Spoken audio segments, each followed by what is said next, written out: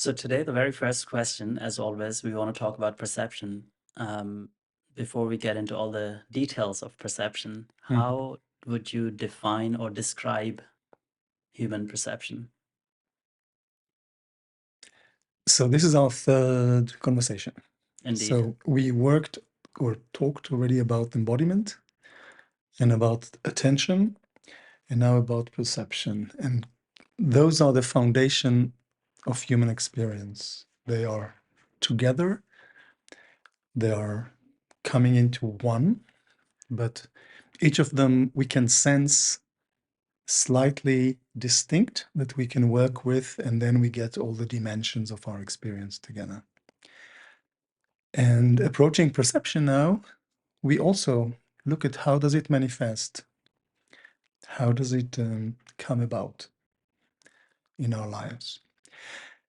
And perception has a very, very interesting history, very interesting career, and a huge revival in the last decades, also concerning near-death experiences and what happens to perception there, and what happens to outer body experiences, and what happens to perception there. And then what happens with hallucinogenics and trips and journeys and meditations. So suddenly there is a huge world relating to perception, which is very, very interesting and allows the perception in a way to be dignified once Hmm. again.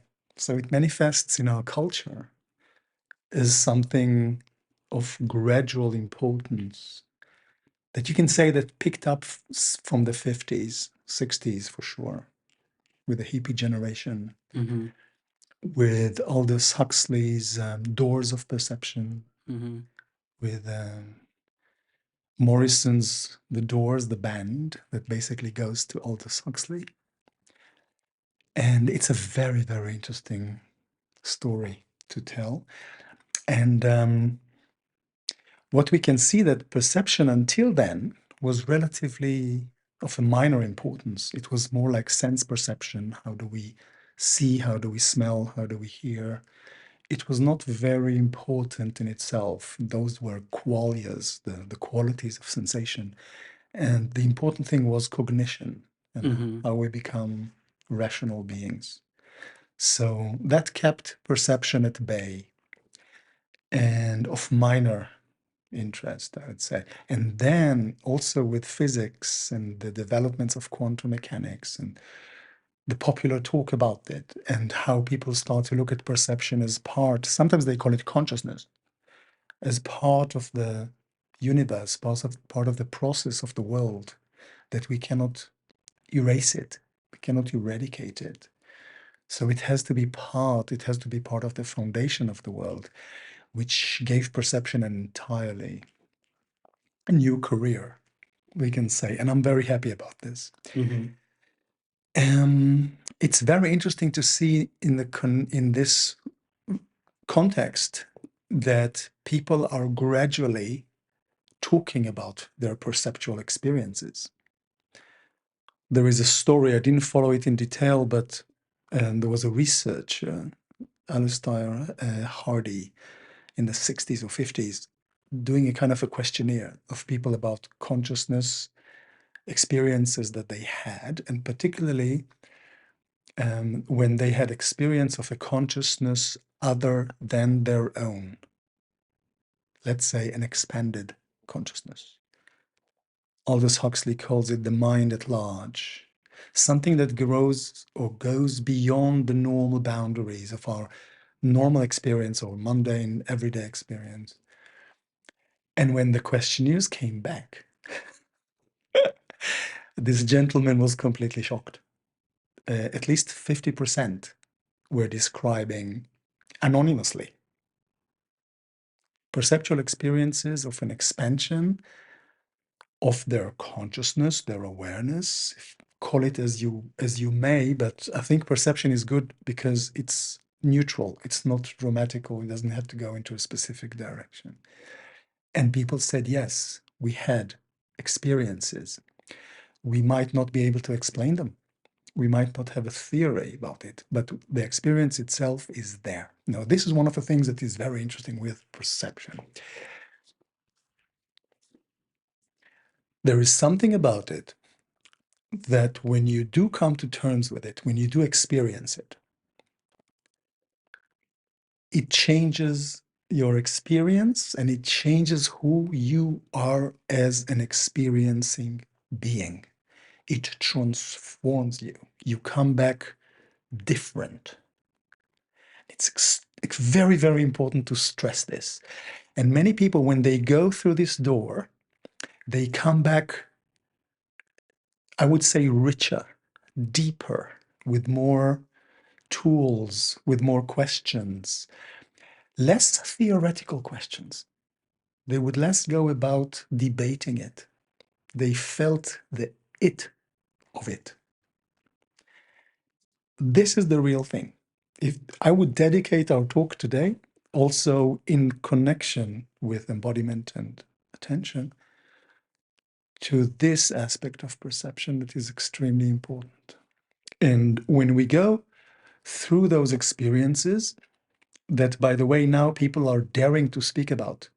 For a long time, talking about such experiences um, could put you in a strange position. Like you're like something is strange with you. You're awkward. You hear voices. You see people, and what's going on with you. Yeah.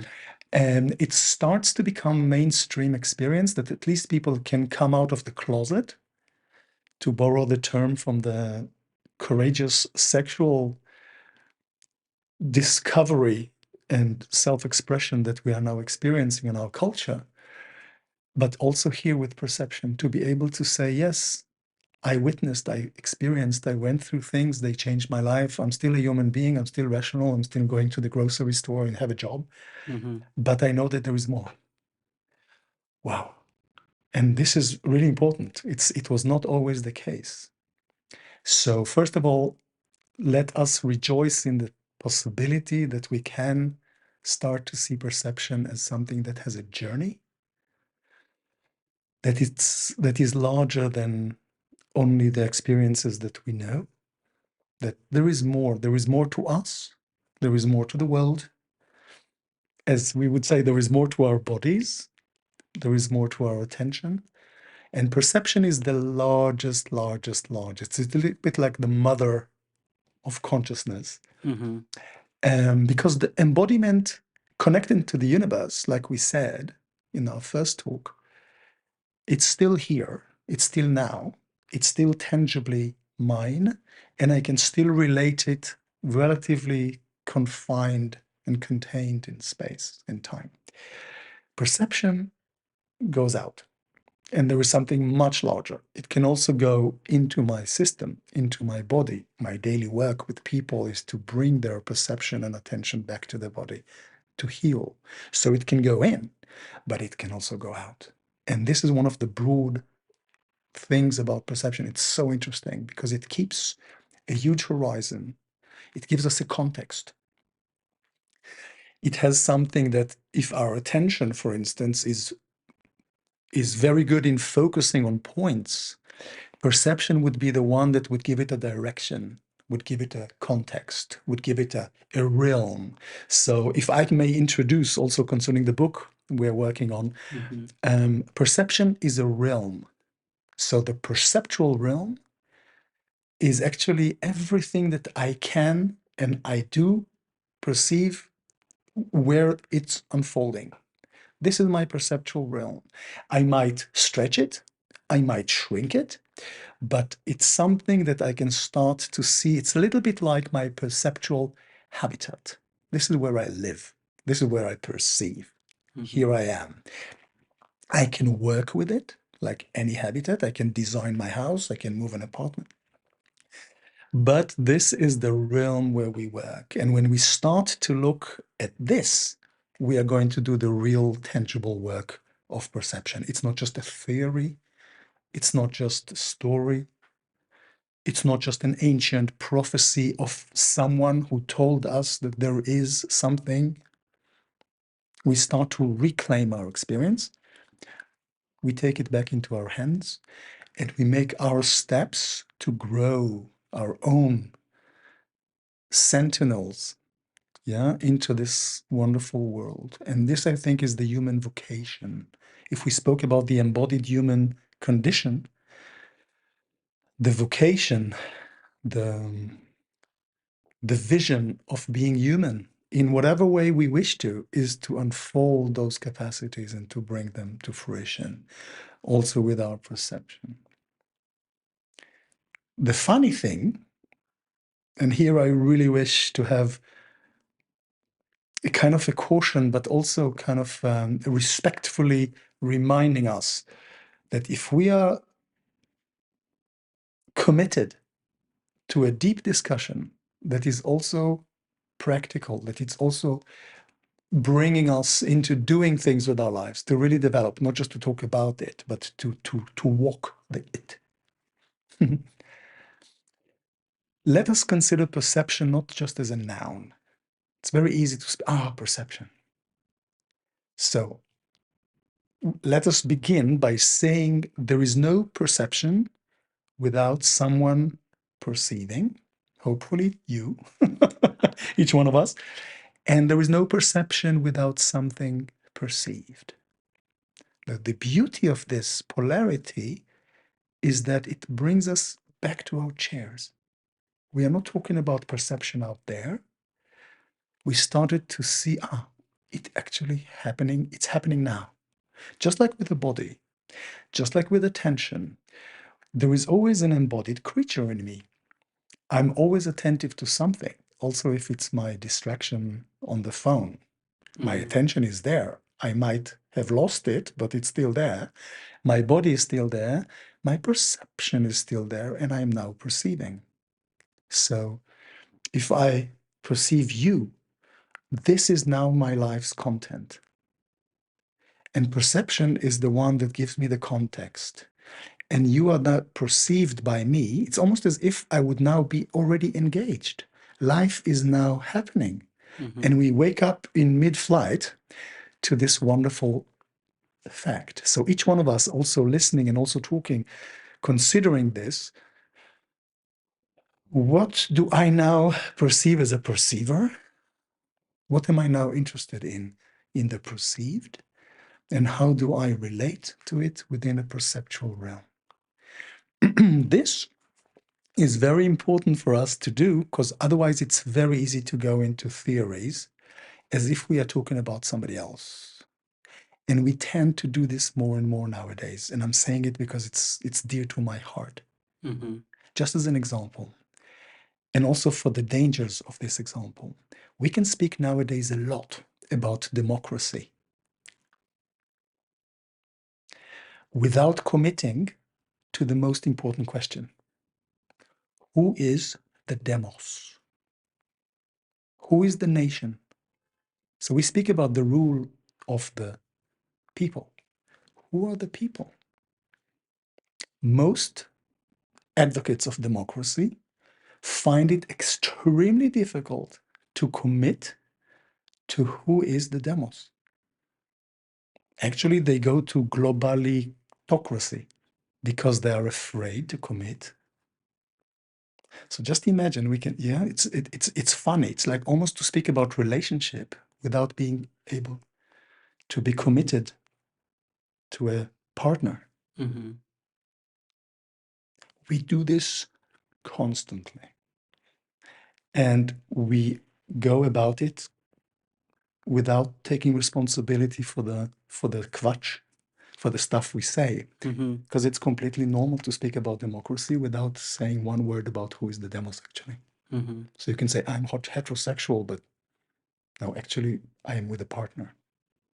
It's not just it's not in the air. It's not, hello. No. It's here. So talking about perception, let's not forget our line. You are now the perceiver. And this is the issue. Now it starts to get very real. And you are experiencing something that is perceived. And there is a bond between you that is perception in the perceptual realm. Now we can start. This is the hook that makes it real. Just like we have done with embodiment and with attention. We have to reclaim it and also take it on board and start driving this magnificent thing. And Each one of us can check it. At any moment of your life, your perception is there. You might not notice it, but you are a perceiver, and there is something there that you perceive. And this is as if a natural law about perception. It's extremely important to bring. Now, and this is the funny thing, if I may allow myself to leap Please. slightly, when people go through that door, many times they feel expanded and not anymore identified with the little person that they know themselves to be. Many times it's not necessarily a gender issue. It's not necessarily my childhood issue. I'm expanded to something larger. There is one thing, a constant, almost like a Planck constant in quantum mechanics, the little h. There is something there that cannot be eradicated. There is always in us a perceiver.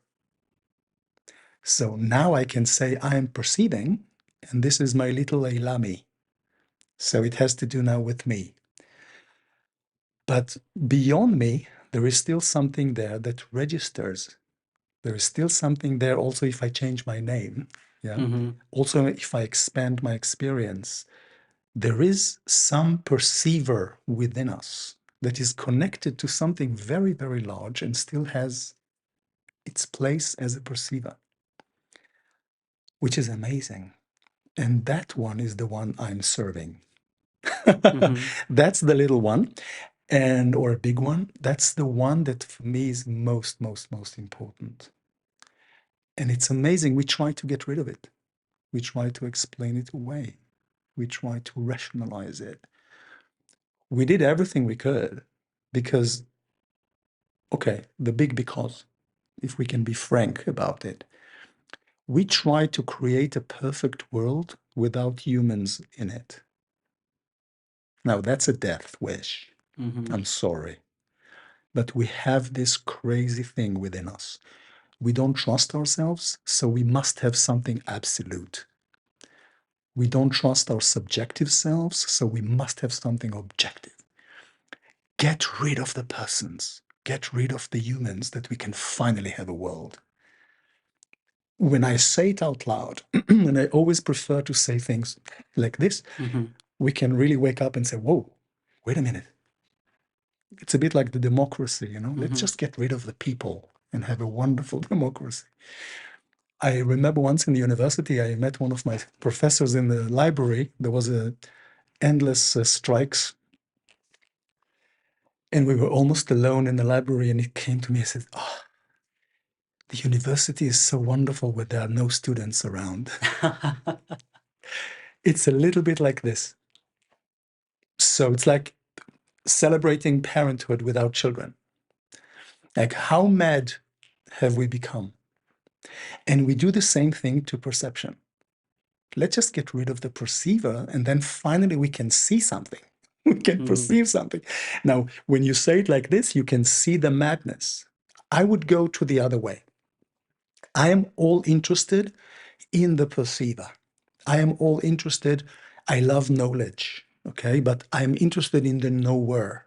How can we give people the tools to develop who they are as a knowing agent? Mm-hmm. I'm deeply interested in agency, but I'm doing it because of the agent, because there are people out there. There is a people, a little peep in here. Mm-hmm. We need those tools to grow, to evolve, and we need them not just as even as a technique. We need them as a practice of real life growth.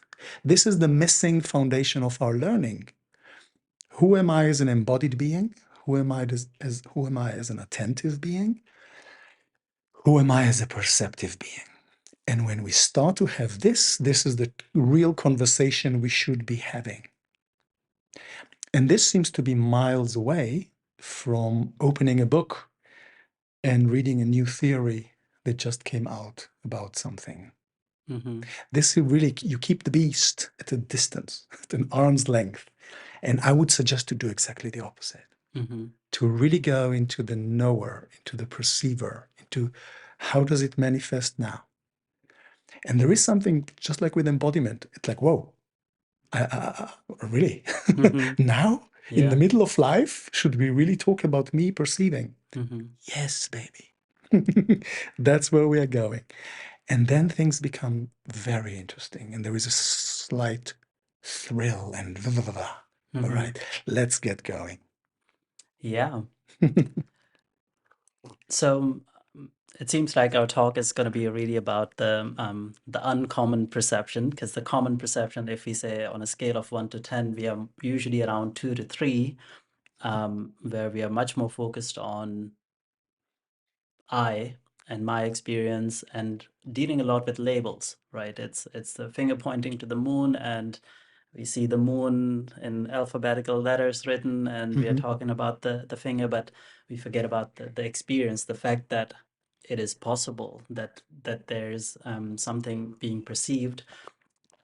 Um, and level 10 would be really perceiving a lot more than what we normally do. Um, and on this journey, psychedelics have helped people, meditations have helped people, spontaneous understandings have helped people. Accidents are one place. You mentioned near-death experiences, Hmm. where people have all sorts of experiences where time slows down and they perceive almost everything at once, and are even able to work with it. So it's not necessarily debilitating either. There is still the I, but it is expanded in ways that we don't normally experience that. Yes. And I can imagine that it's it's like discovering this whole new world that you're not familiar with, and lack of familiarity induces fear often. So our human condition is an interesting one where we are explorers, but with a bit of trepidation. Mhm. Um, and what you were saying, the systems that we have built, the way society is built, is a lot about controlling and predicting and making sure there's predictable behavior. So in a way, everything we do most of the time tries to keep our perception on a low level, because too much would be too much for individual to bear, perhaps. In the good cases, it can feel like connection with the divine. Mhm. Um, But in the not so good cases, from a societal structural point of view, we would be all on a different level in a way. We would be acting differently because we would not be limited to me and myself and my little control or fear-based mechanism, but we would be acting very differently. Now, let's not necessarily go to level 10 right away, but from level 2 to 3 of my normal perception, where I'm still trying to function in systems, in social structures, how are we going to level 5 or 6, and what does that mean? I'm trying to kind of create a bit of a linear story for my little mind to understand this. Um, and we can of course go into all sorts of other things as well. But how would it feel if somebody was really able to tap into these out of body experiences, this expanded sense of self, perceiving time differently, perceiving other people and beings differently? So a lot of our experience is focused on people, right? Because it's a lot about interaction and transaction. But I can imagine, and I know many people who report talking to the trees, and not just talking to the trees, but feeling the trees, feeling the birds, the signs from the universe, or discovering all sorts of new ideas that come to their mind when they're not narrowly focused on something, or they're kind of out of the usual perceptual realm. Wow, interesting. So let's just clarify one point. We are a very technological society or civilization. We aided our perception on the level of sense perception tremendously by creating tools, machines, telescopes, microscopes, whatever scopes, that allow us to extend, for instance, what we see, or allow us to extend what we hear. This is a kind of a helping tool for sense perception. What we seem to now launch as a new development on the way to those 4 or 5, I would say, intensities of perception, is to start to give people the tools, not as machines, but as perceptors, as perceivers, that they can start to get the possibility not just necessarily to see far away, but to enlarge the eye, to enlarge the eye, or the ear, to enlarge the perceiver, almost like bandwidth, that you can start to expand something. Usually what we do is do this, and here we are falling backwards. So one of the things that people experience when they expand is that the concept, like you said before about the moon, suddenly becomes broader in the experience. It's not the concept, it starts to be larger, what I call percept. You start to sense the quality, but not just the quality of the it that you see or that what you hear. It starts to feel the quality of you waking up to the fact that you are now perceiving it. I didn't smoke anything special this morning, but Neither did I. but you get where we are going. So allow me to make a few steps. With embodiment, we have a very broad, slightly vague sensation of the body. I feel my fingers now moving, but I don't necessarily feel my back. But my back is there. If I need it, it comes into being. It's a broad thing. And I feel only parts that are necessary for it, for me now at this moment. With attention, I have a second layer. I'm starting to intentionally or respond with a certain focus of interest. Like if there would be a sound to my left, I would shift my attention to my left to see what's going on. This is attentive. Sometimes it's called for because there is something happening, like the bus is coming or there is a phone call.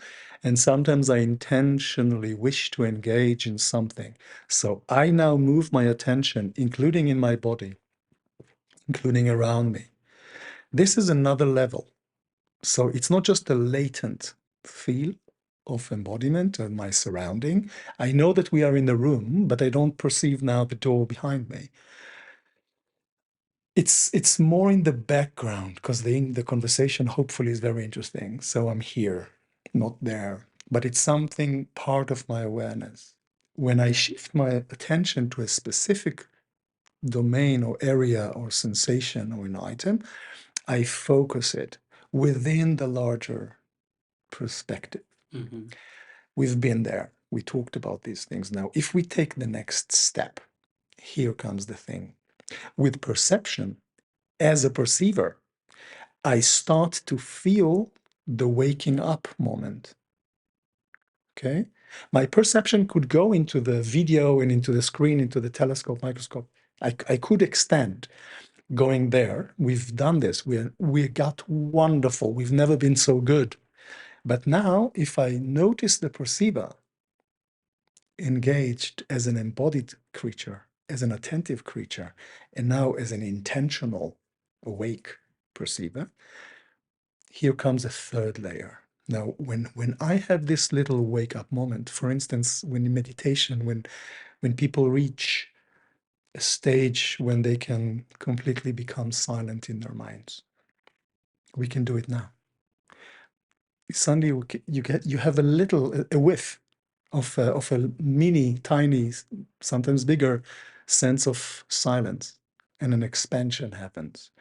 The same thing happens with a perceiver, that you are now engaged in doing the act, let's say with a hand, perceiving exactly what I am going to do with my hand, paying attention to how my hand, when healing, it's very important, how my hand is working and what do I perceive through my hand, but being awake about me intentionally doing it.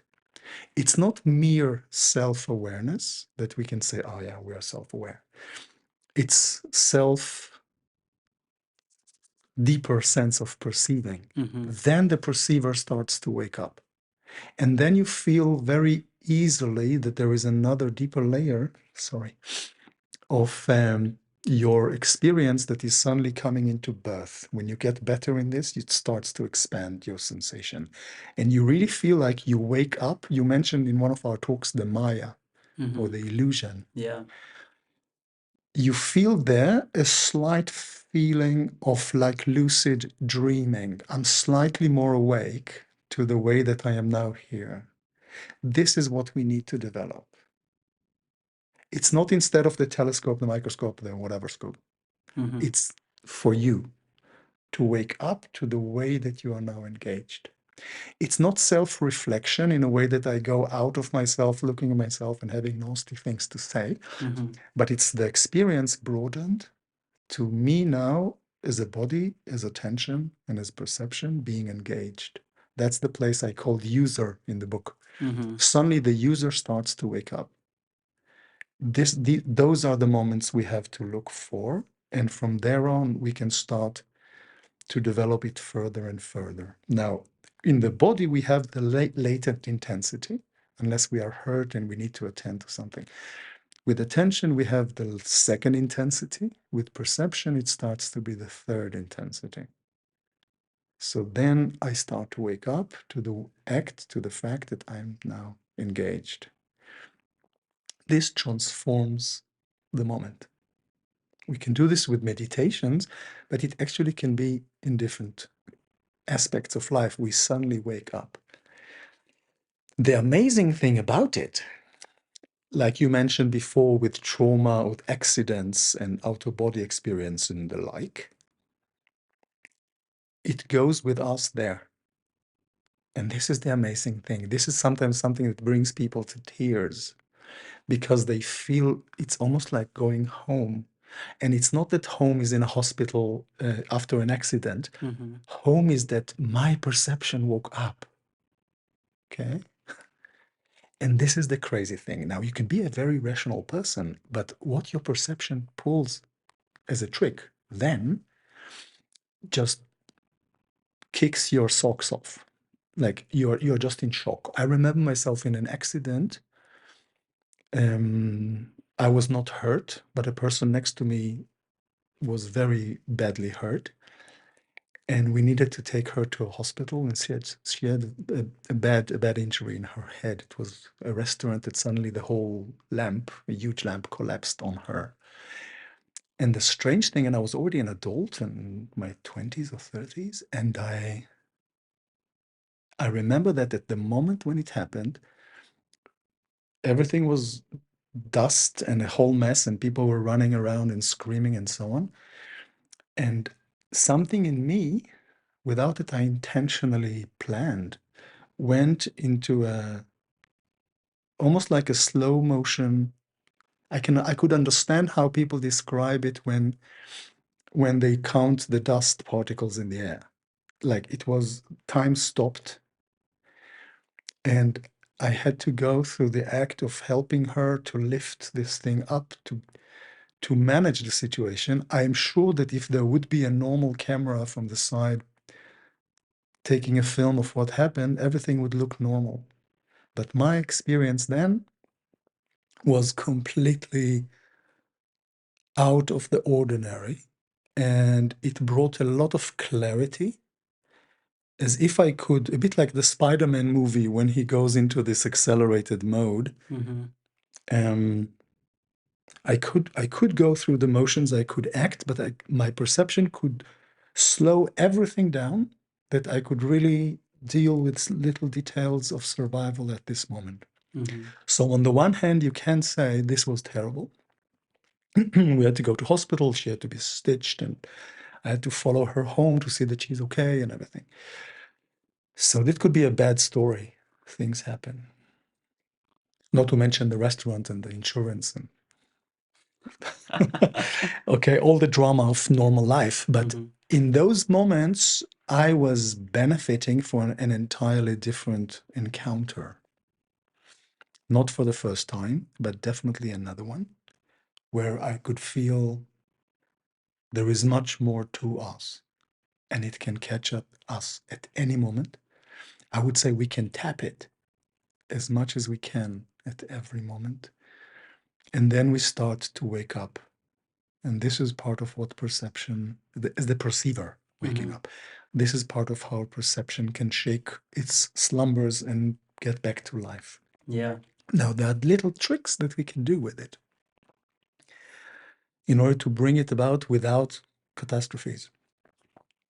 For instance, daily life, daily situations, when we are interested in what we perceive, and we just start to explore the qualia, the sensation. And for instance, if I see there those earbuds or earphones, and I'm not projecting just the notion there is some tech device on the table, and there is a table, and it's white, and so on. If I really pay attention, I know that they are white, but actually what I perceive is that they are slightly gray. And there is a bright reflection that is more like light. And there is a part of it that is a little bit more brownish because of the table. And now I go into the real. Aldous Huxley, in his Doors of Perception, 58 or 57, he took mescaline. And apropos people, there were very interesting people with him because it was a documented trip. And he said that he was going down to the floor and he was half an hour fascinated looking at the legs of the chair. And he never before realized how interesting Yeah. the legs of the chair are, or legs of the chair are. And it was completely occupying him. And he said, I don't need to do anything else. I just would like to perceive those legs of the chair, not even of a person. Yeah. And those moments are telling us of this expansion, and we can play with them. This is something we can do on the bus. This is something we can do in the park when we just sit and listen. Instead of projecting what we see and branding it, that's a bird. Oh, that's a person. That's a child crying. That's the sound of a car. I'm starting to perceive what I perceive and be interested in the experience rather than what it means for my logical mind. And immediately I'm starting to opening up to this realm. There is a wonderful word for it. And this is one of the things people describe when they are on drugs or in external or out of the normal, proper sensual perception, as the raw plethora. These are the abundance of experience that pours into us. And it's so huge. Infinity is here, as we mentioned. It's everywhere, but also here. That when we start to sense it, everything blows in volume and the input becomes huge and it's very, very intense. Now, this is something that many times has to be induced if people wish to experience this. But it can also be in small steps, something that we can do when we slow down and start to sense what is in front of us and really be interested in the experience. For instance, painters need to do this in order to make the painting real. They cannot just say, it's white or it's green. No, it has to be much more precise. This is part of the art that they can do a painting with, but actually the perceiving part is to see and to perceive the real qualia, the real experience. And then it starts to be intense.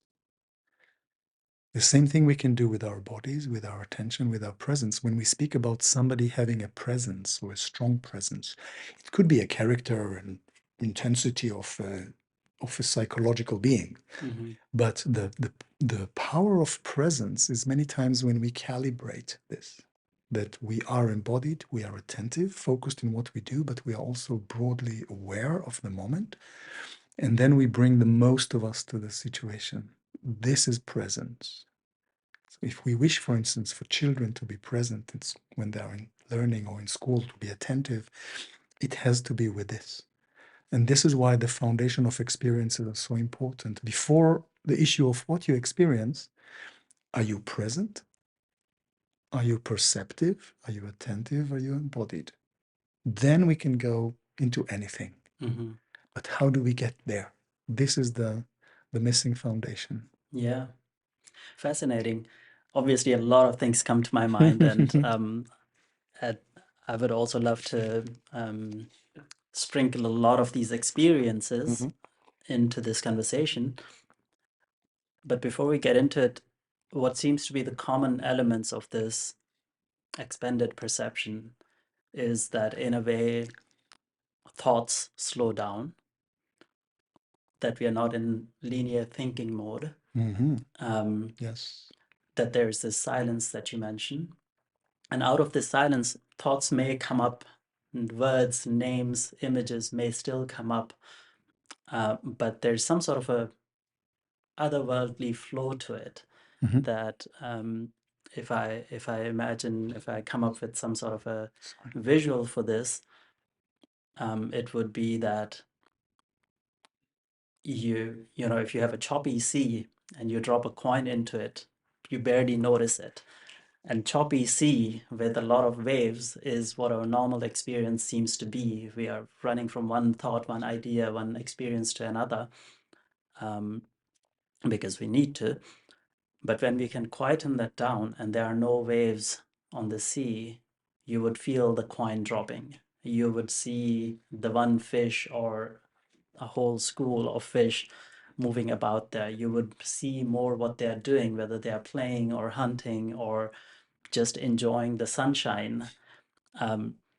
So suddenly, if you can quieten your mind and your body enough, because if the body is also in agitation or in pain, normal level of pain, because extreme level of pains can also again induce this quietening of the mind and suddenly open up this field of perception. So quietening is one part of it.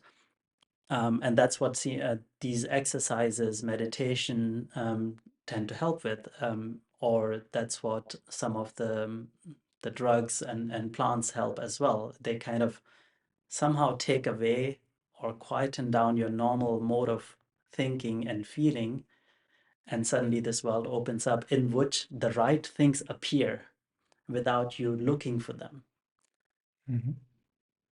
Um, so that's great. And I guess it's safe to say that if more of us were more in that way of feeling, percepting, or perceiving, or having those skill sets, the world would be very different.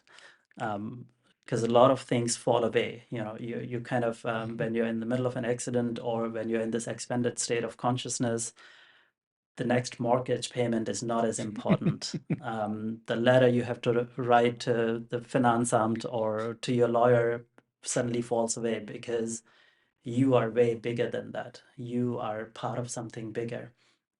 In a way, you go beyond the self. Your self doesn't disappear. You know you're there, but there's much more to it. Um,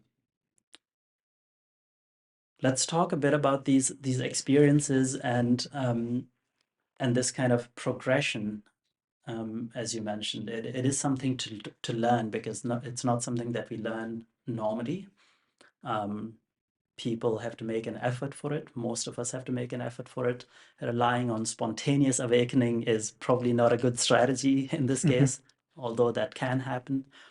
And also the tools that we use for it, meditation, drugs, etc., depending on your experience and setting, they can also color this experience. So there's certain progression of getting to that pure expanded perceptual state, but we have to take some steps and kind of narrow the field a bit, to get a taste for it and start to add some more skills to it. Can you talk a bit more about that? How has your own experience been with this? How has it changed since the first feeling of awakening? It's very interesting to hear you describe it, and I think you are touching extremely important points. Let's start with one of the first things you mentioned, including with accidents or with extreme situations and out of body, near death, or drugs. what is actually happening there? It's one of the interesting things. And one of the approaches is to describe that in those moments, it's not that something new comes, it's actually the reduction of our span of perception is momentarily stopped, and the ocean is allowed to continue its waves through. So, in other words, most of the time, our habitual mind works like a filter. So, it shuts down the ocean. Those extreme conditions stop the shutting down and allow the natural flow of infinity, which is everywhere. So, how can we expand, not necessarily going to something, but stopping disturbing something to come because it's anyway there? Mm-hmm. We just have the goggles or the earplugs that are keeping us shut for different reasons. Sometimes we need to. In my youth, I grew up with handicapped people, and they suffer from over exposure to sensual input. So, hearing too much, it's very Mm-hmm. painful. So, you can say it's a blessing to hear, but it's too much. So, I need to close. And many of them had earphones or earplugs that they can manage. Otherwise, they just do this all the time. Yeah. So, perception can also go into an extreme, and then it's too much, and then we have to shut down. But basically, our culture, civilization have reached a place of somehow managing or to make the world manageable by reducing the input. But the input is constantly there. We just reduce it. So if we stop reducing, by nature, we start expanding.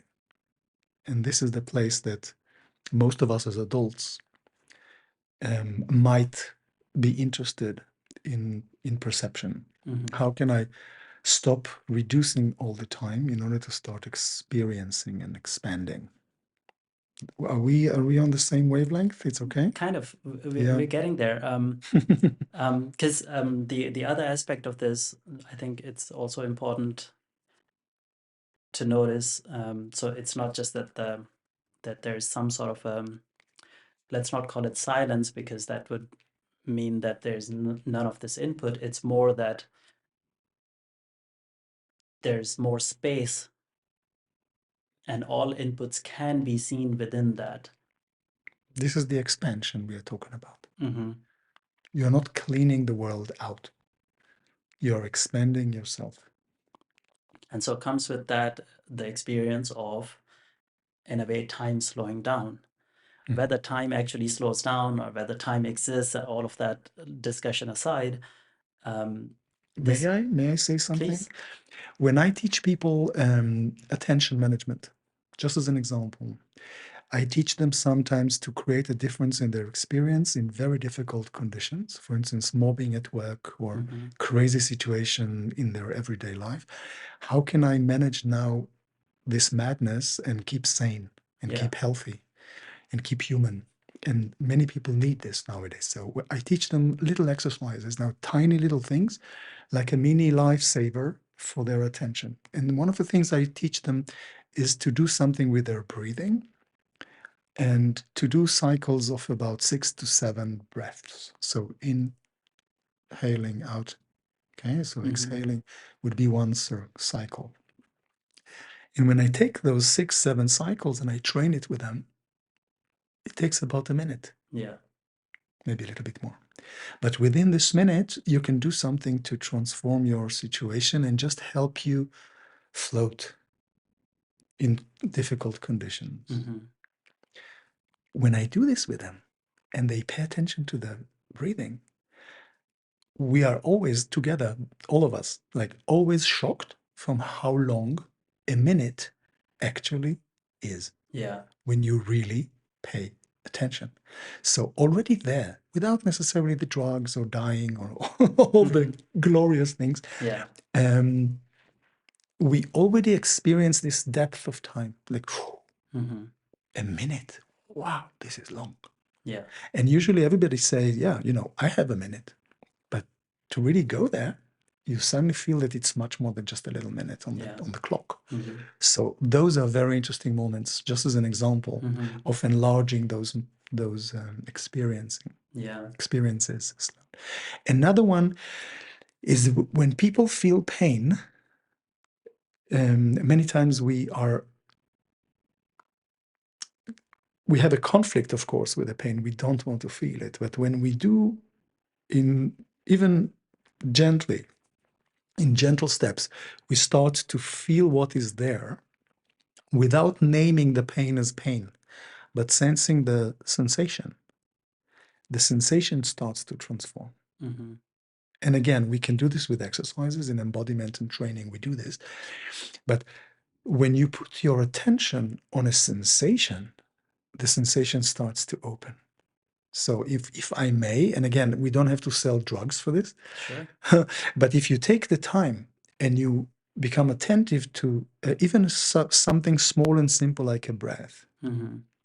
or if you take a sensation and you start to perceive it, almost like a mantra of meditation, I can sense tension and I just start to pay attention to it and the texture and the warmth and the pressure and how deep. I go in and the sensation starts to transform, and many times it doesn't hurt the same way.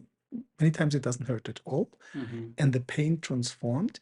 And the area that I started to focus on becomes a door of my perception. I might go home and I feel like, wow, there is something here different.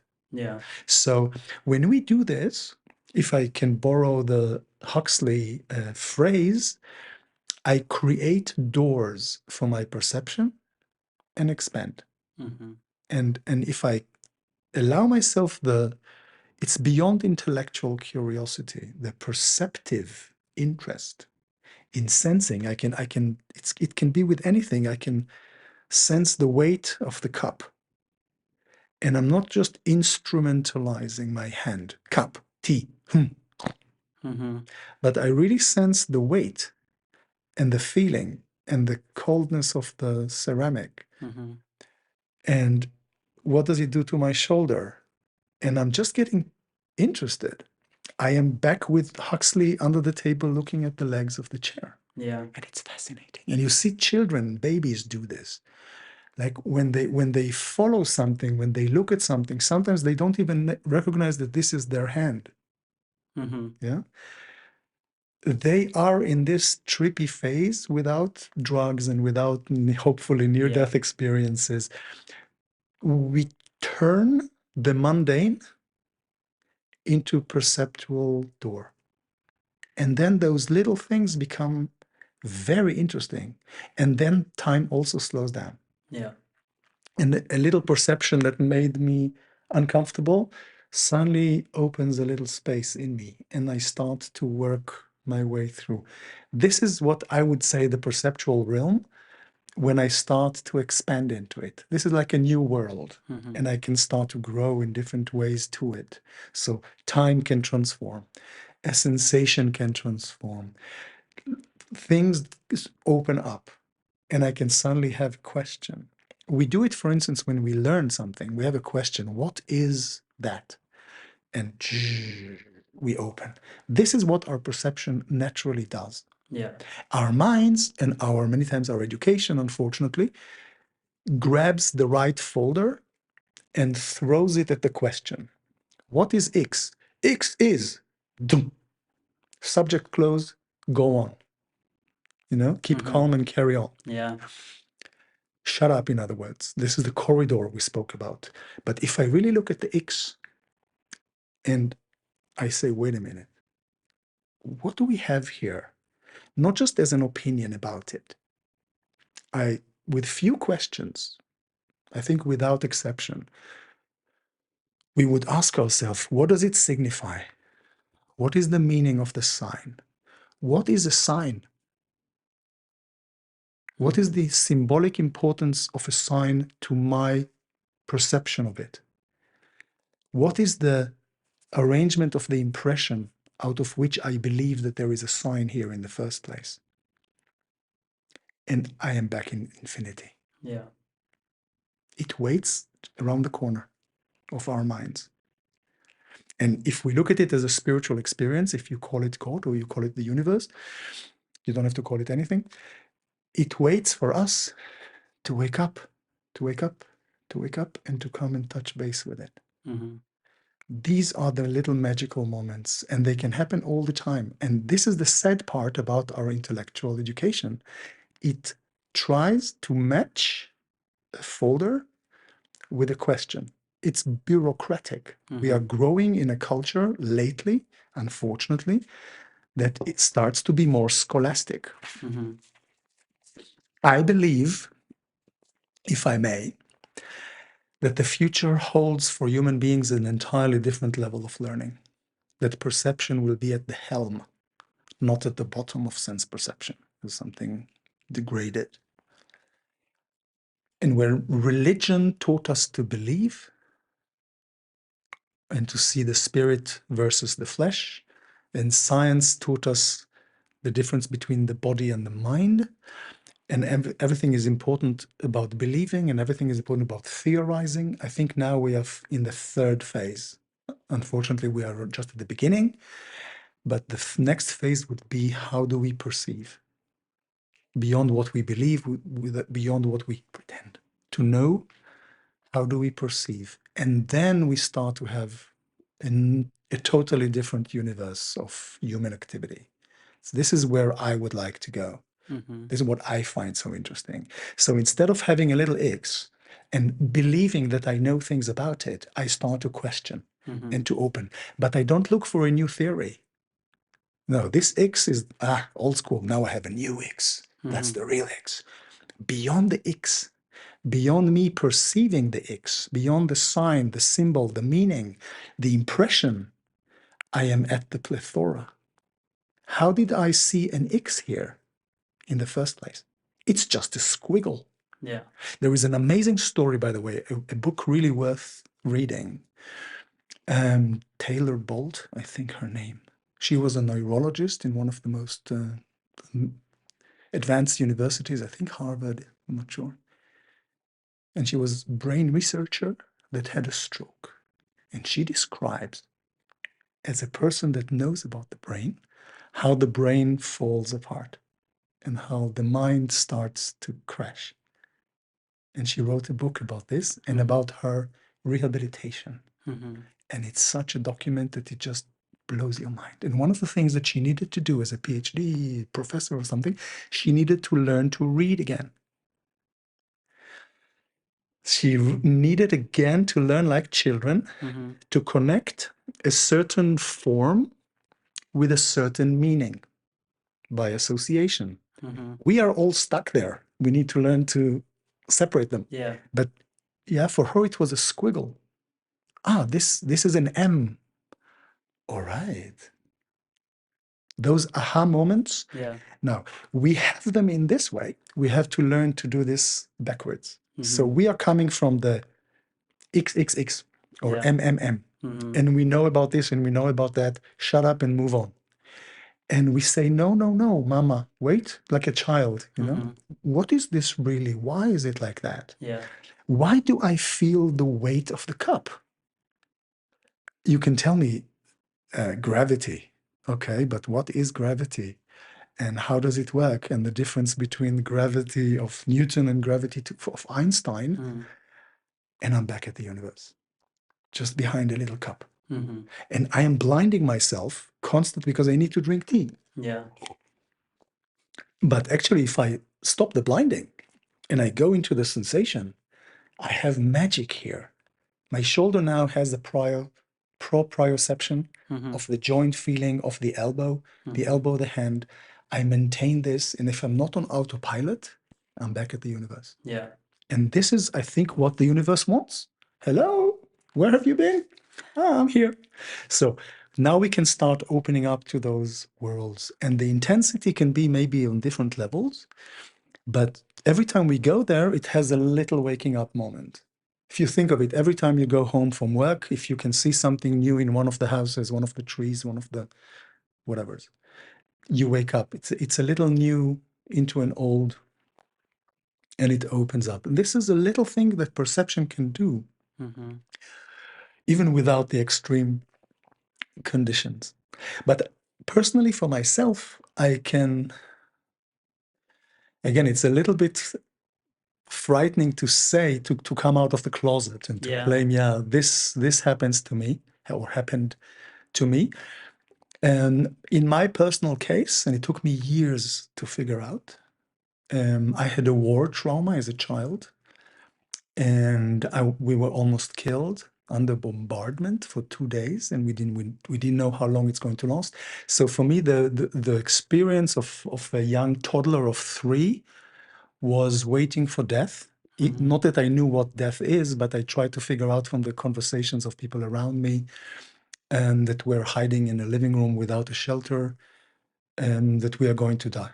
And in fact, around us there was a whole battle raging. It's within the kids. So Mm-hmm. people that I know, I knew some of the people that were also engaged in fighting.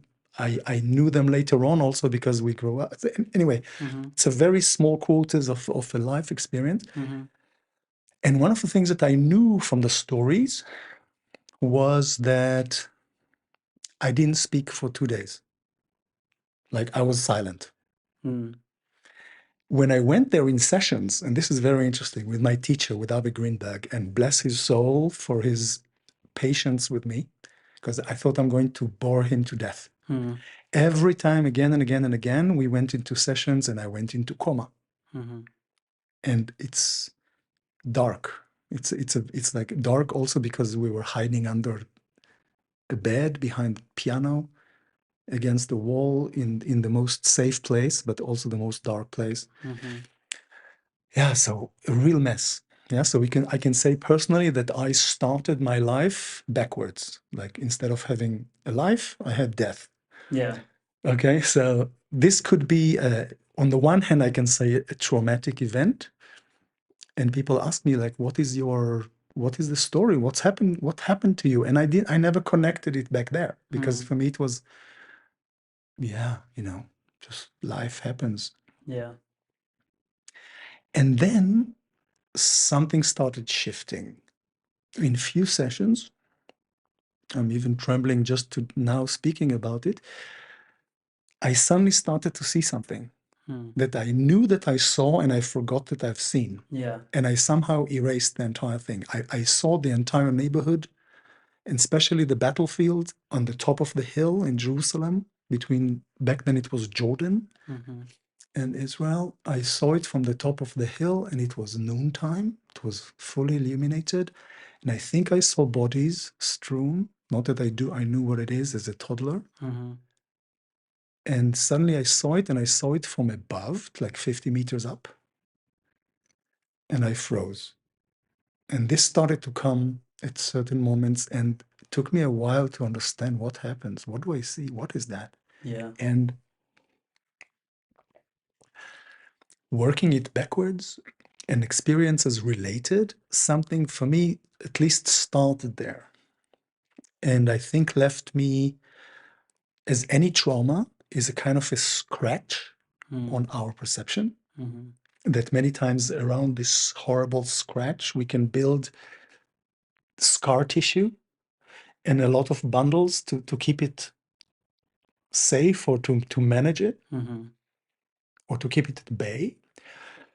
For me, this scratch, maybe because it happened to me when I was so young, um, kept a kind of a rip, an opening that I could feel when I'm coming closer to Yeah. it. And it was also inspiring because I could perceive something, and many times it had a direction and a height, and I could really sense something as if I could hear in a specific way. And I think people that are traumatized have this. Sometimes Mm-hmm. they go to specific places, and sometimes something feels, I know Mm. something about this realm now. Yeah.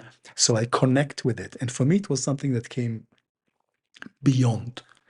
I don't know if it's related to the fact that Mhm. it was very close to the center of the old city and the holy place in Jerusalem and so on. Mhm. But I had a little rip, I had a tear in my bubble that made me an awkward person, I guess, but also could be used. And I can say, yeah, on the one hand, it was a trauma. Definitely. It was basically waiting for to die.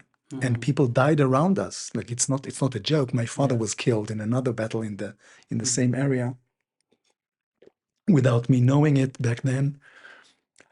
But the feeling was that I have a tear, I have a riss, you would say Mhm. in German, and I can feel something through this tear.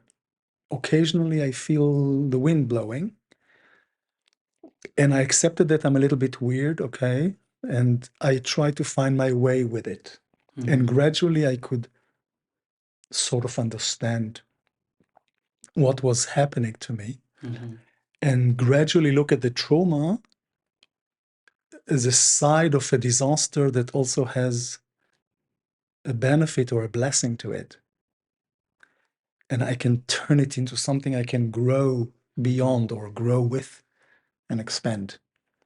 So this is the place that I can say that for me started, and there were a series of them that brought me, I would say, closer to this place that you can say beyond.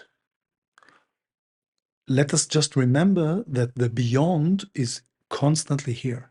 Infinity is constantly here. But when you have this tear, the wind sometimes blows stronger through and you feel something, or at least you cannot shut down something that you know that was there. Mhm. And this is one of the things that many people describe with near death. I guess I had an outer body, Yeah. but again, I know the geography of the Keats because I grew up there. Mhm. So we were something like 300 meters from the top of the hill, hiding in this place for 2 days. Sometimes during this time, I was suddenly 300 meters on the top of the hill looking down. Mhm. Again, we can ask, how is that possible? I was there. And this is one of the things that people describe many times in those. That's why I take them to heart. When people Yeah. speak about those things, I Mhm. find it important to listen to. And many times they don't come with a self-doubt that they would have in many other cases about themselves. Mhm. It's just there. So there are more of those, but this is, to be honest, one of the places that for me started something. And I think it's still with me. Also today, when I work with people in trauma, um, I share a very different one because people come usually with other things than wars. We Mhm. didn't have a war in Europe for some 80 years, which is a blessing for Europe. Let's hope things are going to solve soon now with the Ukraine. Most people have very, very different stories, violent and sexual abuse and others. But there is some kind of a common empathy that you can have when you know how difficult this is and Yeah. you know how terrible it can be to haunt you. Yeah. Now, the crazy bit is that when I started to learn to go through this tear, and this is the real crazy bit, in the other sessions that we had, um, I could feel on the other side something. Now, there was something very loving and there was something caring without too much intervention. It was Mhm. not a Jewish mother, Mhm. bless them, but it was something that I could sense a presence and a love, but in a neutral way. And this is also interesting Mhm. because we have this debate nowadays also with physics and quantum mechanics and cosmology that is, by the way, turning upside down Mhm. as we speak nowadays because of the James Webb telescope. Mhm. The question is this a hostile universe? To the mind and the mind body physics approach, it is a hostile universe. For the next phase of humanity, that where I would like things to go, When people cross those tears or they cross those thresholds, it's not a hostile universe.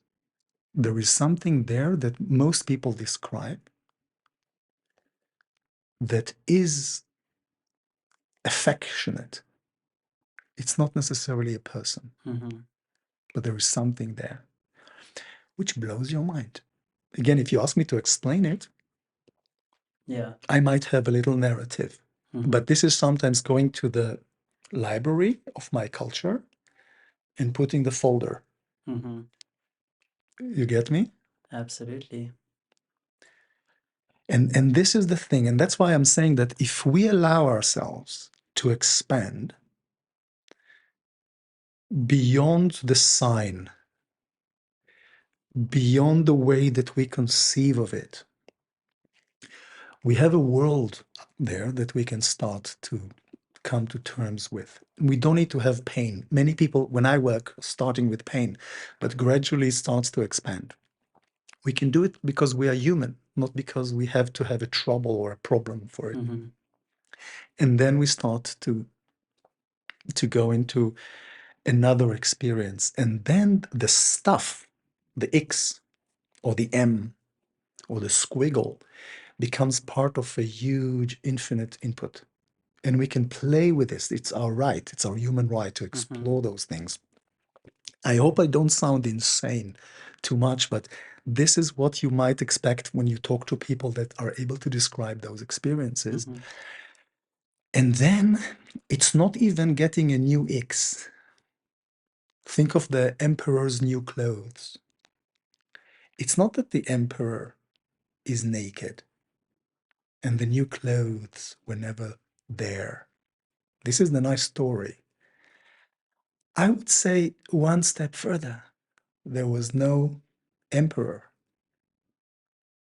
It's not just that the emperor doesn't have his clothes on today. There was no emperor. Where are we going then? Back to infinity. And instead of the stuff of the emperor or the clothes, we have this huge input and we can learn to reclaim it and to own it and to rediscover it and gradually wake up to it. This is the road that starts to make sense from these kind of experiences. And many of them we cannot understand. And it's okay. And by the way, it was recognized also by very, very smart people throughout history. Aristo, for instance, Aristotle, says that in the old times of the mysteries, people went to Eleusis to undergo something. In Greek, they say pathein, pathos. They went to undergo something. They went to go through a process, what we would call today. When people come to Aristotle to learn philosophy, they learn morals, then they learn physics, and they learn logic, and so on. They learn to understand. Mathane, like mathematics. So we have two sorts of learning. Pathane, which is undergoing an experience, which nowadays we do in festivals, and methane, the way that we go to understand. So we have cognition and we have perception, in my terminology. And we have now to learn to go with perception and with the undergoing of processes to create for ourselves a new paradigm of human learning that approaches this, that can balance the understanding that we have done wonderfully well, which I love. I spent years in the university and I loved my research, I loved my work. But there is another side. It's like we can run with our right leg, but we also need to use the left leg. Where is that? This is undergoing experiences. And we should not leave it to chance, and we should not leave it to near-death experience. We should not wait until we die, because then we might come back and we are still a little bit cracked. It will not help. We have to do something. We have to reclaim this world. We have to reclaim our perceptual realm. We have to become sovereign agents, to be involved. And I assume that this is also what is needed from us Mm-hmm. for the world, Yeah. for the universe, for human evolution to take steps forward. This is what is now missing. And it's been with us since time immemorial in all the ancient religions and story. There is a wonderful book called The Immortality Key Mm-hmm. by Brian Murarescu. He tries to find the archaeology of those mysteries, Eleusis and others. And people went through those experiences. The thing is that when you go under the experience, if you undergo the experience, Mm. it's very difficult to connect it to the understanding. But here there is another bridge. Like we have two hemispheres in our brains, we have to learn to connect them. There is a bridge that we need to find. I presently work on it for myself, and I would like to teach it later on, to start to find a way to move from undergoing perceptual experiences to being able to think them. Not to think about them, which Mm-hmm. is also okay, but we've done a lot of that, but to start to move and to perceive actively and being engaged, because perception is not just a receptive thing. It's not just a passive thing that we used to think. I just see light and I hear waves and stuff. Mm-hmm. I am interacting. So perception is interactive. It's something that I'm doing and I can observe. I can engage and I can disengage. So when we work in the body, for instance, teaching people to breathe, to move, to work with certain muscles, to sense, and then to feel what's going on. They are the artist and they are the work of art. They are the canvas and they are the color. And they learn to work with this, and gradually their experience becomes whole and becomes one again. So this is the stuff we are dealing with. So perception in this case is an invitation of humans, of humanity, to start or to continue to explore that side that balances our understanding by learning to undergo the processes and to appreciate them, to give them respect, even if we don't have a story about it, and gradually to learn to connect those two together. This is the steps, and this is where it has to go. And I think this will boost our intellectual understanding as well. It will Mm-hmm. just make us more complete as humans, as perceivers. So, yeah, skull for that. If you Skull do to level that. work. Thank you for sharing your story as well. I would love to take a little break Mhm. and then to come back and continue this conversation. Good. As long as we need. Aside from the beauty of all the stories you mentioned, and I would also happy to share some of my experiences. But what I want to come back to is um, how to work with perception, and in a way, you mentioned it through sessions. In a way, we are also validating what the yogis have been telling us for thousands of years, that attention, in a way, is the tool to start working with, as simple as paying attention to the breath Mhm. that allows your perception to expand, to paying attention to the body, to inducing specific states of the body, and then paying attention to them by sitting straight for a while. That changes how you feel, or really lying down and completely relaxing your body. But you're always working with attention then in that moment, and you're training, and over time that attention starts to expand. Mindful eating, tantra is all about paying attention to all the details, not just taking a big gulp of tea, but feeling the temperature, the flavor, the feeling sensation of the cup in your hand. um, and then when it comes to Buddhism, it expanded a lot of those mindfulness practices, and now they're popularized, paying attention to your thoughts. If nothing else, if it is hard to pay attention to the body and breathing, which a lot of us are not used to, and a minute can seem like an eternity, just paying attention to the thoughts, eventually they start to subside and we start noticing the gaps between them and perception starts to expand.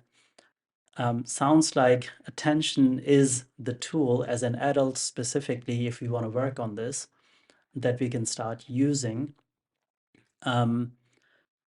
There's another aspect I want to just mention it because it's in the back of my mind, which is when perception does expand, whether on purpose or under extenuating circumstances. The story of my brother comes to my mind. He was driving once and he was exhausted and he was kind of tuning out, he was falling asleep.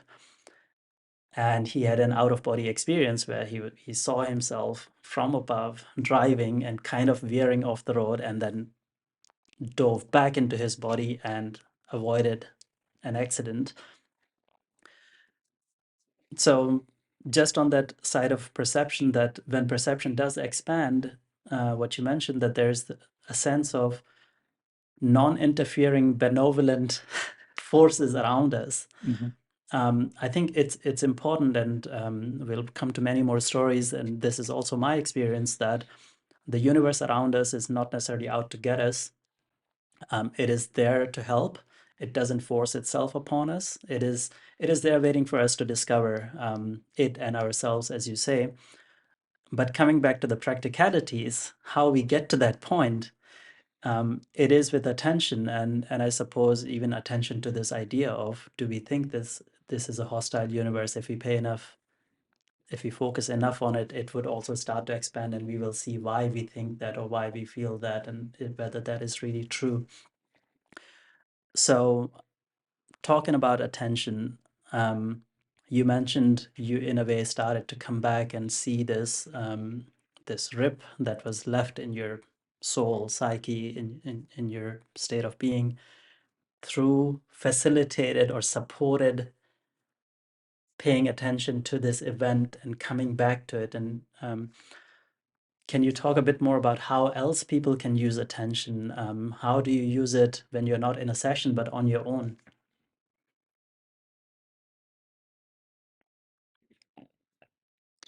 It's yeah, I'm trying to see how to make it practically and simple. Mm-hmm. What you mentioned, it was so beautiful. On the one hand, attention is the tool. On the other hand, it opens something larger up. So if we look at it like this, attention on the one hand is a focus or a focal point. And in this focal point, when I'm paying attention to it, I find perception. So it's not that we have to separate the two. This is another sickness of our civilization. Mm-hmm. We are made of both. Okay, to understand my left hand, I don't have to cut away my right hand. It's the one body. So attention and perception work like text and context, like focus and periphery, like visual input and the visual field. And when we pay attention to attention, we start to wake up. So maybe the question to us to answer, we should focus now on looking at how can we wake up while perceiving. The story of your brother with the driving of the car and the outer body experience and being able to save himself from an accident is a very good metaphor I can personally relate to the waking up part. So there is something about us, like let's say we can say us with a small US and something big, capital U, capital S. So there is a little guy or the little gal in us, and suddenly something wakes up and allows us to take another decision or another step. This is the undergoing. Mm-hmm. This is something very difficult to understand. Mm-hmm. And we don't have to have a story. What we need is the ability to use those waking up moments to expand. Later on, we can tell a story about it, but it's not about the story. It's not about a theory. It's about perceiving it. And then attention can open up perception. And the tricky bit is that it's waking up to something that is as if already awoken, Mm-hmm. but it does this. Yeah. Those are the moments that we are seeking to discover. So when I pay attention to something, I bring intensity into it. That's what I'm saying. The healing part, Mm-hmm. when a person, instead of complaining about her shoulder pain, can bring attention to the shoulder pain, the embodied experience receives a boost of attentive experience. Embodied, latent or painful, attention, intentional, brings here a double intensity that alleviates the Mm-hmm. pain, but also elevates the experience. Mm-hmm. This is a little waking up moment. Yeah. This is the actual benefit of healing in our work with touch, coaching people, guiding people, accompanying people to pay attention and to embody their experience through healing. This is another level of doing this with attention, but the attention is the one that brings the intensity. And then when we perceive how we pay attention, Mm-hmm. we start to wake up as a perceiver to the way it's not just a tool, like you mentioned correctly. Mm-hmm. It's a tool, but then I wake up to the fact that I am using the tool. I'm using the tool, I perceive myself being attentive, I'll start to wake up. So the self-awareness starts to intensify and becomes kind of self beyond self. I think it's not really a good word, self, but there is something that wakes up to the fact that you are perceiving. Mm-hmm. Then we are starting to have the road. Otherwise, it stays in the level of techniques. Mm-hmm. And this we can do definitely with attention. And there are a lot of practices to be had, like Mm-hmm. lots of things. And also just for us to remember, as much as I'm interested in our times and in the future, in the human phase that we are now expanding into as evolution of our species, there is nothing new.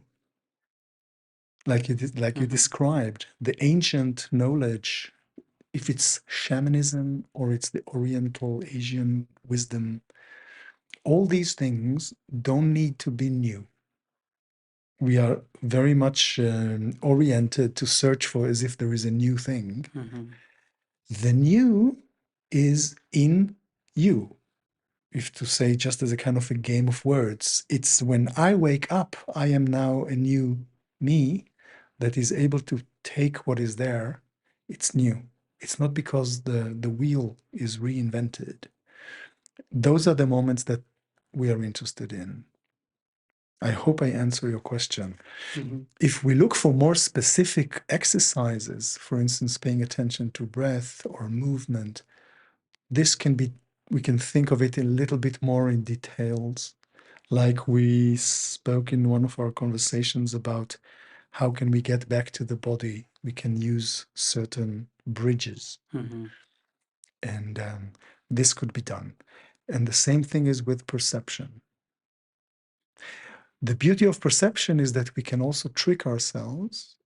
Um, with attention, it's more focus, like it's focus oriented.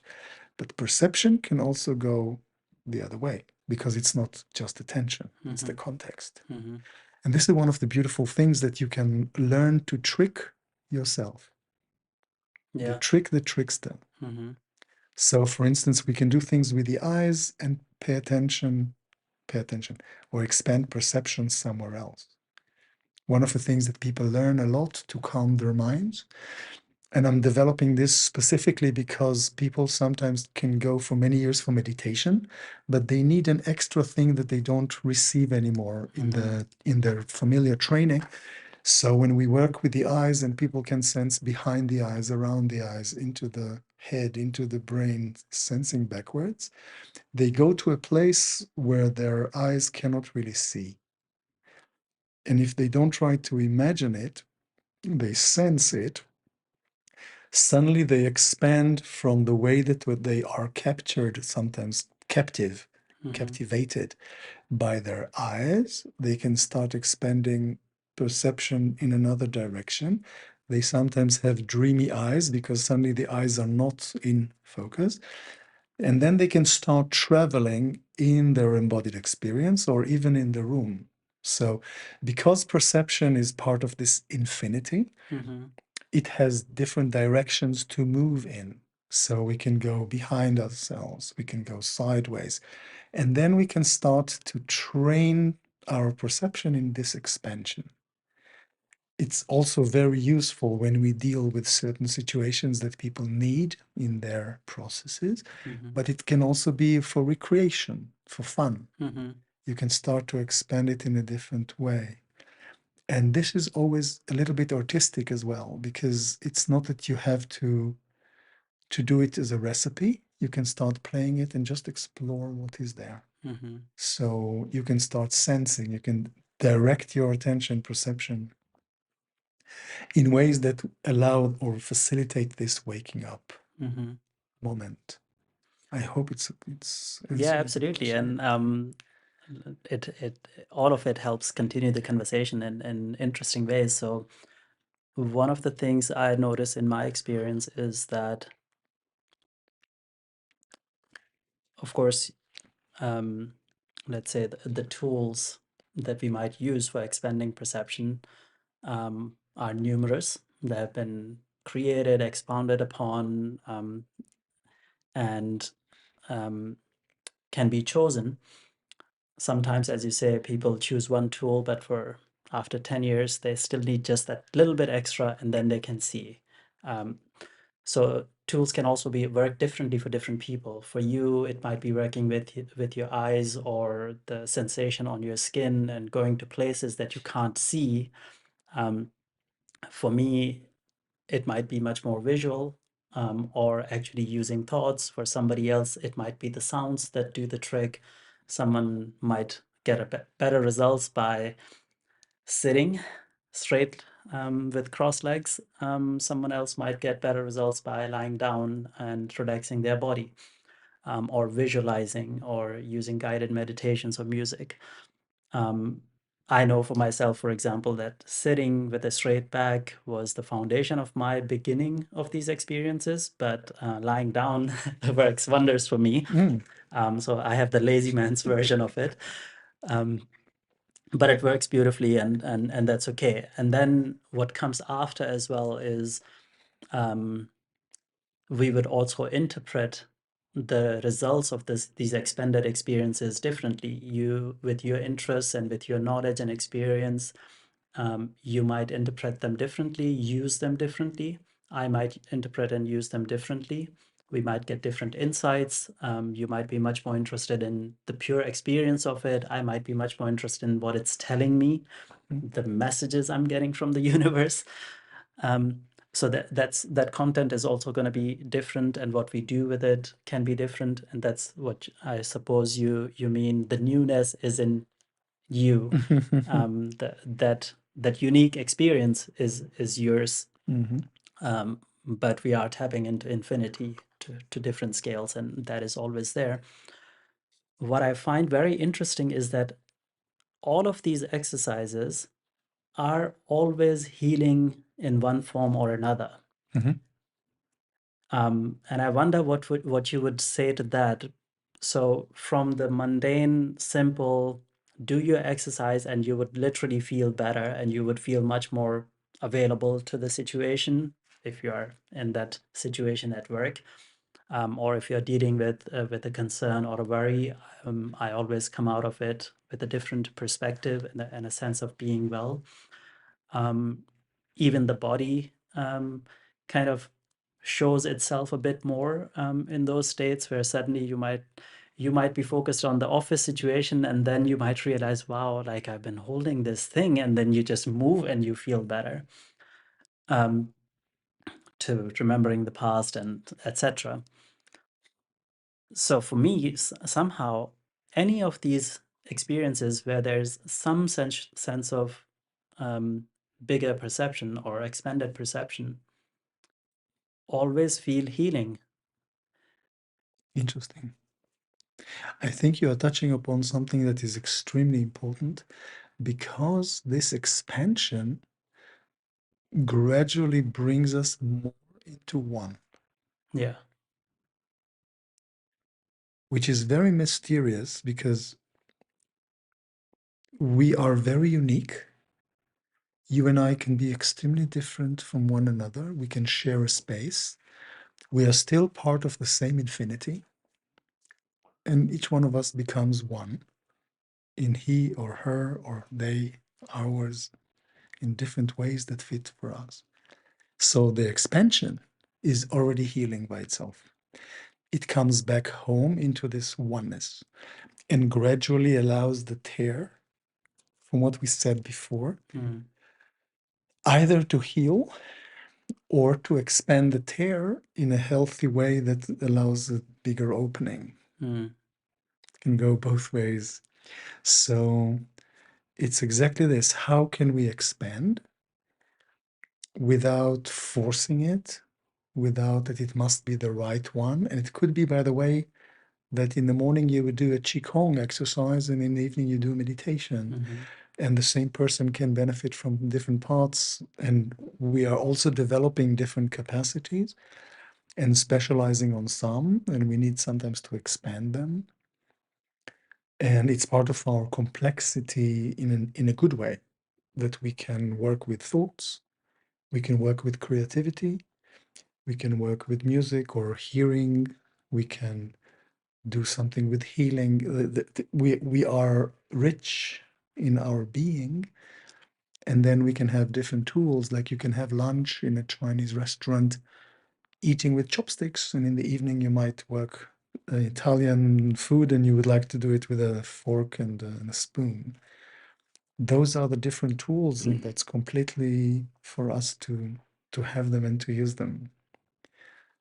And it's part of our diversity also, almost like an artist. Yeah, I can do a sculpture and I can do a painting. I can do a black and white etching, and I can do it with colors and in oils. So this is also part of the richness of us as human beings, that we can benefit from different parts. Mm. And it also might be that certain parts we are really not interested. Like if you don't like to do the dishes, you don't need to use your attention to meditate on the sensation of each dirty plate. Mm-hmm. Some things might be amazing. Like I know people that are really enjoying gardening Mm-hmm. and they find a huge joy in it. And okay, like, all right. I don't fully understand, but I can Mm-hmm. happily follow what they do and try to help them. And it's a very different take. And we are in different times interested in different things. And Mm-hmm. it's completely on board. Like this shop is really infinite. What is the useful one for you? And what do you need that now helps you in the next phase of your life? Might shift and might change. It's like the books that you read, Yeah. or certain topics that you are really feeling like this is burning in me. I need to understand more about this. So it's very personal. The beauty of it is that each one of us, to use the gardening metaphor, each one of us is gardening their own garden. Mm-hmm. But each garden together becomes part of the green city. Mm-hmm. So this collective feeling is that when I heal and you heal, we can share together a healthy environment. Each one of us is responsible for his or her backyard, Mm-hmm. but we still share our backyards. Yeah. This is the important part. It's not necessarily the right backyard or the only backyard, Mm-hmm. but it's the shared collective one that starts to build. And this is the community that we try to create. If we come to a place where people can heal and expand, and they can do it in their unique way, we don't have to follow a certain leader. We don't have to produce ourselves in a certain model. This is, on the one hand, embodiedly utterly unique. Mm. On the other hand, a community of embodied beings, which are unique, each one, and share their collective space. This is the place where it starts to be one. And I think this collective feeling of healing Mm. is also the body. It's a collective, it's an ecosystem. Mm-hmm. So, when, again, if we look at it as if the body could not be the third person here, but to be the organism that we are, like life is manifesting, Mm. embodied. Now, my body is a collective of organs and limbs and cells and tissues. And it also includes the little coconut, the cuckoo one here in the head. Mm-hmm. And all these guys or people can work together. When I perceive and expand, it does something to the whole. It's like all of us can start trusting that the cuckoo one is not terribly sick. Like Mm-hmm. it gradually comes back home, Yeah. gradually touches base. The it will take care of us. Let's say the limbs we're saying. Um, there is a sense of direction. We can go into a cohesive state of feeling Mm-hmm. we belong together. It's almost like a relationship Yeah. of an ecosystem. So every time we expand, it reminds us something sane, not just sane in a normal definition, but sane to nature, sane to our embodiment, sane to our attention. We expand and we feel, okay. It's almost like a sense of purpose in our being. Yeah, we still remember what it means to be human, and to be human is also this magical journey of perception. Mm. So this is definitely the part. So if it's lying down or sitting or otherwise, and you feel that it brings a little bit of this benefit, of this expansion and this sensation, or the silence, those accumulative effects, the carving out this learning curve Mm-hmm. starts to spell out a direction, and your perception, your attention, your embodiment will start seeking that. If it feels healthy, Mm-hmm. it will feel, I want more. And I know what to do with it. And then it starts to feed into your life. And sometimes you lose it for 2 weeks, or there is a mess somewhere, and you remember it a year later. I had people coming to me and then after a session or two disappearing, not answering emails. I checked to see what's going on. Maybe I did something wrong. And then 10 years, 8 years later, they come and Mm. suddenly say, now I feel that I'm ready because something scared me. Yeah. Oh, okay. So let's see, how do we meet again where you are now? It's Mm. completely fine. Like we always hope that we do our best to try to help, but sometimes it's just not the right time or not the right situation or context. Mm. So it can happen down the line. And also to respect this. But those journeys, or looking at those little moments and how they accumulate and how the body starts to show, this is good. I would like to go more. Sometimes we have the self-destructive part that Mm-hmm. says, I need more.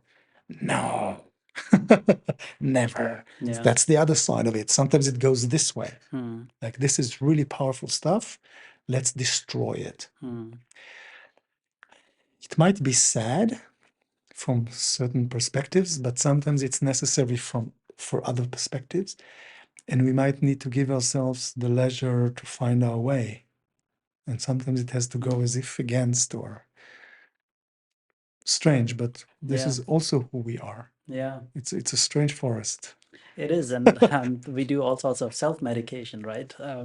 Self-medication doesn't necessarily have to be taking drugs or alcohol, or but it can be with repeating certain patterns, because in some way they are serving us. In some way they are shielding us from the enormity of this experience, or certain traumas make it very hard to accept beauty in life. Yeah. Very simple thing. I know a lot of people, and this was also my experience for a long time, where it was hard to accept a compliment. Mm. Couldn't accept it until you go, like, eventually over time, over certain processes, you come to a point where, no, I can accept it. Um, there's a certain responsibility and a sense of agency comes with it. So there are certain things that we carry, and it can take time, but in a way, the process starts from the first step anyway. and it may need a break of 8 years to somehow simmer in the background for the person to come back. On the topic of uniqueness, the one of the interesting thoughts I had recently was this idea of, so where is I and the rest? Like just normal, taking the normal point of view, or the Facebook memes point of view. We are all part of the universe. We come from the universe, and so on. So how do you reconcile I and the bigger universe?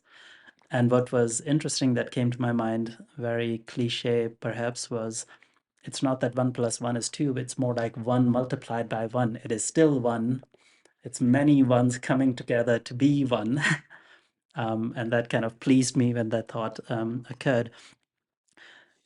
This uniqueness is interesting for me because I want to think about these expanded experiences, experiences of expanded perception. In your case, one of the first experiences you remember is this out-of-body experience, kind of going from the street level where you can only see where the street is going and the buildings around you, to seeing something from above and a bigger experience. Or my brother's experience, very local. In that moment, that was what he needed to experience, and he experienced, and Luckily. it saved his life and gave him a sense of there's something more. Now he's not somebody who's too interested in these things, but he knows in his heart that there's something more. For somebody else, it might be, for example, for me, initially, one of my earliest experiences really was seeing some people in a quarrel and feeling their feelings. And that was a lot. That was too much. And I had my whole life to work through that. It seems that when perception expands, it can expand in different ways for different people. There's certain commonalities.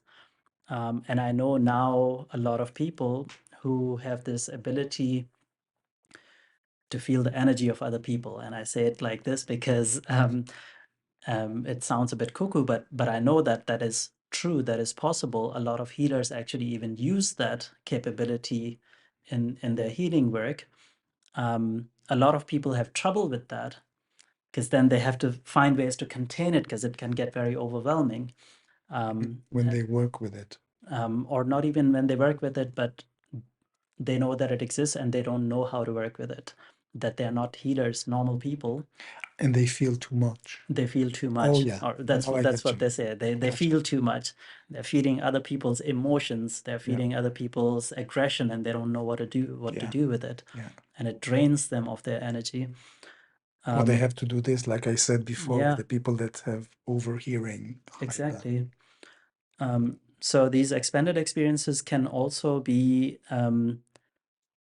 too much for a lot of people, because we talked a lot about the positive aspect of this discovery and using attention of certain exercises to actually be curious and experience this, and it is healing.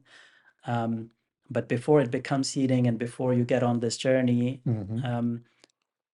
I want to acknowledge the fact that it's not something that few select people experience. Actually, a lot of people have had expanded perception experiences, especially in moments of trauma, perhaps, or in moments where they were not they were too young to make sense of it, and that have stayed with them. How would you advise people to work with that in a way to kind of reclaim that experience, contain it, perhaps then to expand it, or just contain it and be okay with it? So we have two things on our plate. One is the uniqueness of experience, and the other one is, maybe we can call it, regulating the experience. For both of them, I think it's very important to realize that we, as perceivers, we are the owners of that project. So as a perceiver, I am the one undergoing it, and I can say I am the agent, or it belongs to me. I think the camera collapsed. Mhm. Could be. Might be that we have run out of battery here. Oh, Let's give it a second and let me fix this. okay. There is a battery for Yeah, the arm. this gyroscope um, has a battery. Mm-hmm. That's why it's able to move and stay stable. Mm-hmm.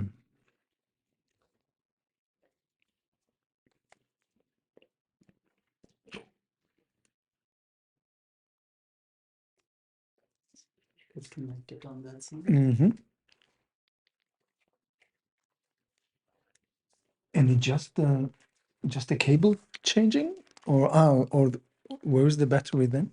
The battery's in here. Oh, okay.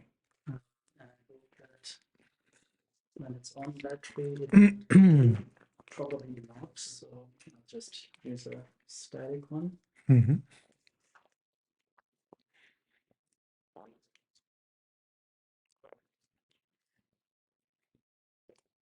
Actually, then we can disconnect this. Should we? Okay. Should we charge it? Yeah, Then I'll charge it separate it? later. Okay. So now it's connected here.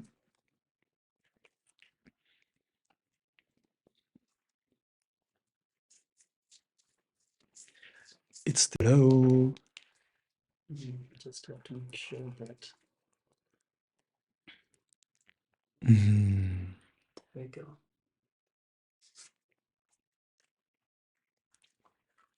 Oh, frame again.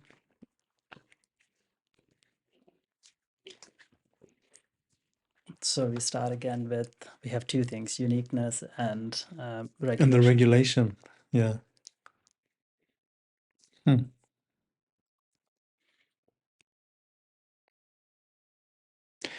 In the conversation about attention, we spoke a little bit about the experience of children. So also as adults, when things become overwhelming and we don't manage to hold things together, and it can end up in a trauma or something is too much. There is the question of how to regulate it. But I would say to regulate it can still be something that I'm trying to manage as a sovereign, as a human being that is in charge, and as an agent.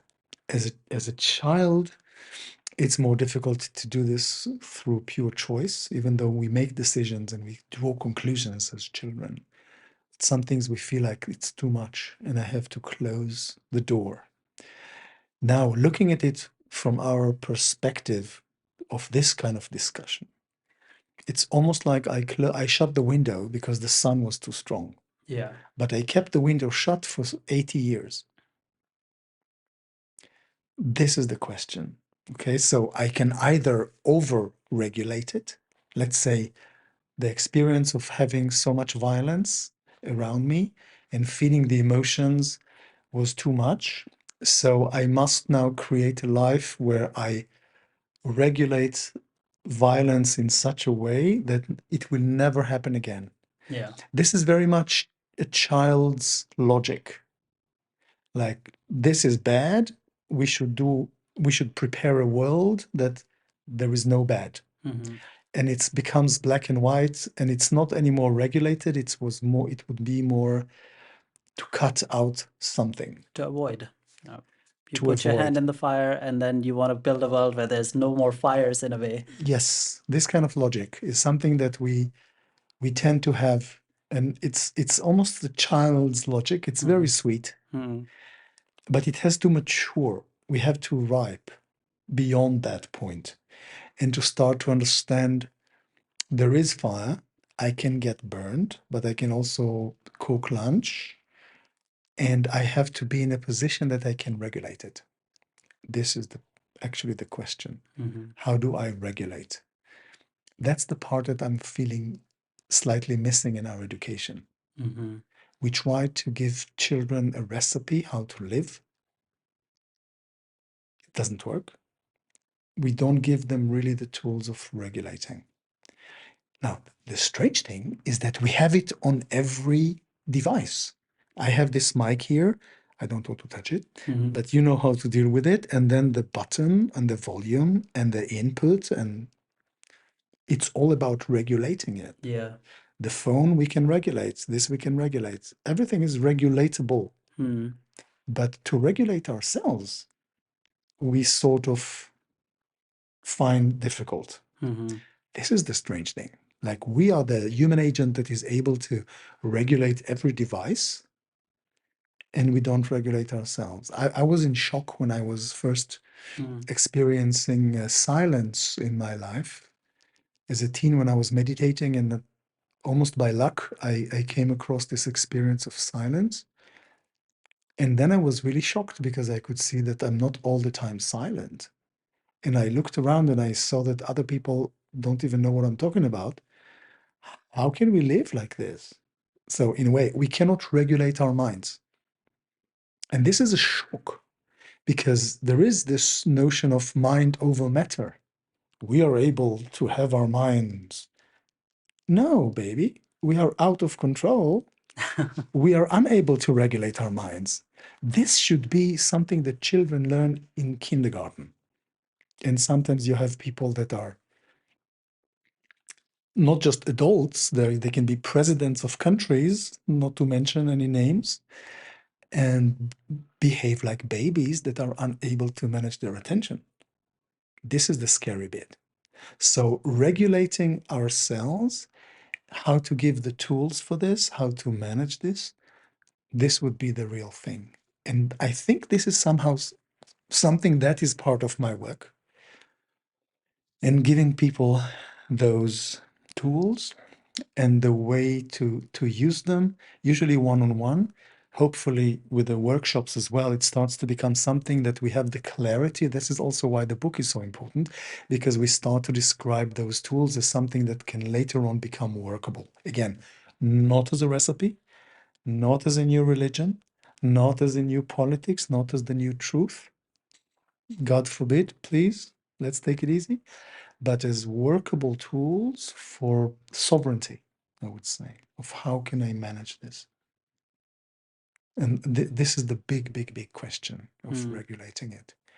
In trauma, many times things became so much that it left us hurt and devastated. And then we have to reach extreme conclusions.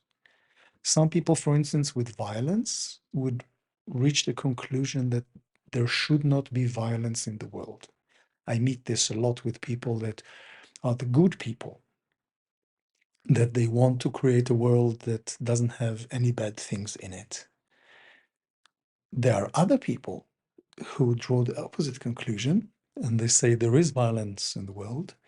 I have to be the strongest person in the street because life is a street fight. And I would now become the aggressor because otherwise I will be the victim. You can see the desperation in both of them. And unfortunately, without regulating this better, we end up as adults that have conflicting views on the world, but based on our traumas, not really based on a mature approach to our limitations, including our own suffering and how to avoid this suffering from continuing to others. That's the tricky bit. And I cannot answer really how this is done, but this is something that we all the time do. We basically do this all the time by directing attention, becoming perceptive, using the body. We gradually are able to regulate. What I can say, for instance, violence might be a big word, but anger or rage or annoyance or irritation, people bring this a lot to sessions. Yeah. Now, one of the things that is so interesting is that we have a kind of a negative view about those emotions or feelings or dynamics. When people are finally trusting enough that they can experience them in their body, in a session, many times the body can deal with it in a regulative mode, and people don't come out of the session with anger and irritability or annoyance. Mm-hmm. They actually come relaxed. So by allowing the experience can be transformed. And we've seen this with attention. When you spoke them, when I pay attention to something, the intensity starts to work. Mm-hmm. I don't even have to necessarily push it or do Yeah. something with it. By paying attention to it, I already intervene with it, which is part of the principles of perception as well. This is what we see now with physics. By perceiving an experiment, we are influencing the outcome. Mm-hmm. Hmm. So if I am an experiment and I perceive the experiment, I can influence the outcome. So this is interesting. How can I start to go about playing with it?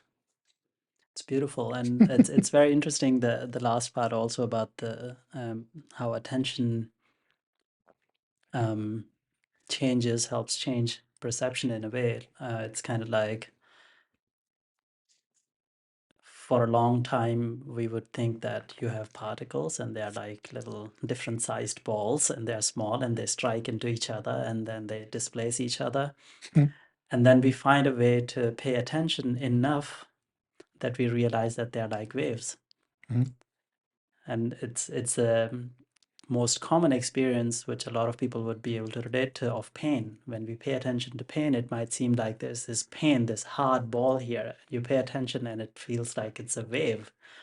Yeah, And that, energy or frequency or yeah, heat. Yeah, and it moves and it yeah, changes. converts. Yeah.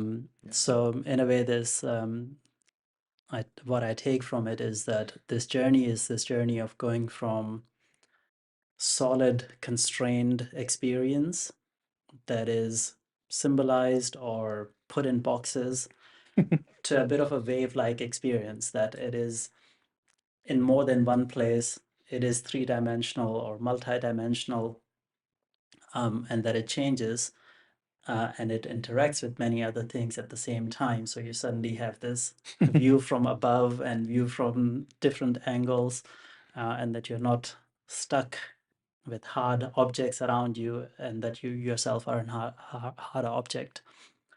Um, Mhm. I think today we have gone much longer than usual, but I do want to give you the last word. Just to follow on what you just said, yeah, it can be a particle, it can be contained Hmm.